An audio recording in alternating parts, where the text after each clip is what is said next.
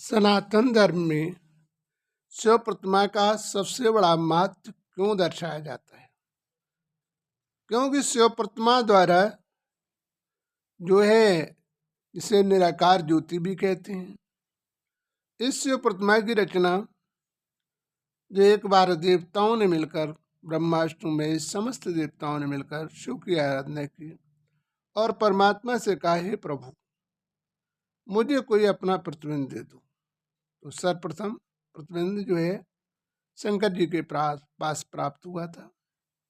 शंकर जी से रावण इस पृथ्वी पर लाया था। इस शिव प्रतिमा पर धतूरा क्यों चढ़ाया जाता है? धतूरा खाने से मानो जीवन के अंदर, जैसे हम किसी को अशब्द बोल देते हैं तो अशब्द बोलने के कारण कोई आत्महत्या कर लेता है, तो भगवान से कामना करते हैं, प्रभु हम किसी को ऐसे शब्द न बोलें जो मेरे शब्दों द्वारा आत्महत्या कर ले। बेर क्यों जलाते हैं? बैरभाव को छोड़कर भाईचारे का संबंध स्थापित हो। बेर देखने में कितना अच्छा होता है, अंदर से कितना कठोर होता है। तो भगवान हमारे अंदर की कठोरता को निकाल दो। जौकी वाली क्यों चढ़ाते हैं? जौका किसी को जाता है तो करकता रहता है, और जो है इसी प्रकार से तुम किसी को अशब्द बोल दो तो उसे जिंदगी भर खटकते रहते हैं, और अच्छे शब्द वो थोड़े समय में ही भूल जाता है। तो वास्तविक भगवान से हम प्रार्थना करते, प्रभु मुझे ऐसी सामर्थ्य देना कि हम किसी को अशब्द ना बोलें, जो हमारे शब्दों द्वारा वो अपने जीवन में उन्हीं शब्दों को लिए बैठा रहे।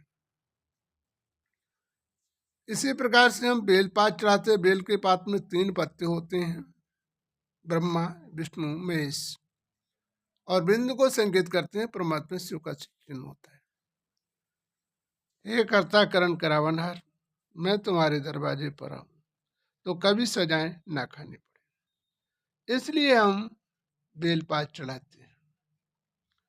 शिव प्रतिमा में 3 लकीरें दिखाई जाती हैं, ब्रह्मा विष्णु शंकर, और बिंदु का संकेत करते हैं परमात्मा शिव का सूचक चिन्ह है।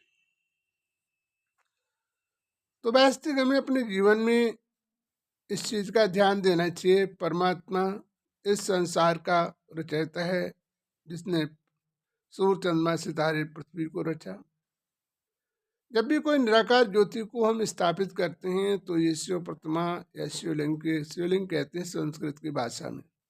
वैसे ही शिव प्रतिमा है, इसमें बिंदु परमात्मा शिव का सूचक चिन्ह है। पानी का घेर क्यों दिखाते हैं? कि परमात्मा देवता दैत्य दानव सभी को एक गांठ ले जाता है, इसलिए पानी का घेर दिखाते हैं। इसके बाद में जो है शिव प्रतिमा के साथ नंदीगढ़ क्यों दिखाते हैं? परमात्मा इस संसार पर जब भी आता है तो किसी का माध्यम लेकर आता है, बल्कि माँ के उससे जन्म नहीं लेता है। जैसे गीता में भी कृष्ण का माध्यम लेकर उन्होंने गीता ज्ञान अर्जुन को सुनाया था। तो वास्तविक परमात्मा इस संसार में, इसीलिए उसे अजन्मा कहते हैं, अकर्ता भी कहते हैं, लेकिन वो करण करावनहार भी कहते हैं। वो सब कुछ करता है, लेकिन उसे वो शरीर धारण करके इस पृथ्वी पर नहीं आता है। वो आत्माओं के समस्त दुखों का हरता है। जब मनुष्य अपने आत्मदर्पण के द्वारा उस परमात्मा ज्योति पर अपना ध्यान टिकाता है तो अपने जीवन के पाप कर्मों से मुक्त होकर सुखों को प्राप्ति करता है, या स्वर्ग की भी प्राप्ति कर सकता है। तो माना जो भगवान से उसे जो भी चाहता है वो उसे प्राप्त हो सकता है।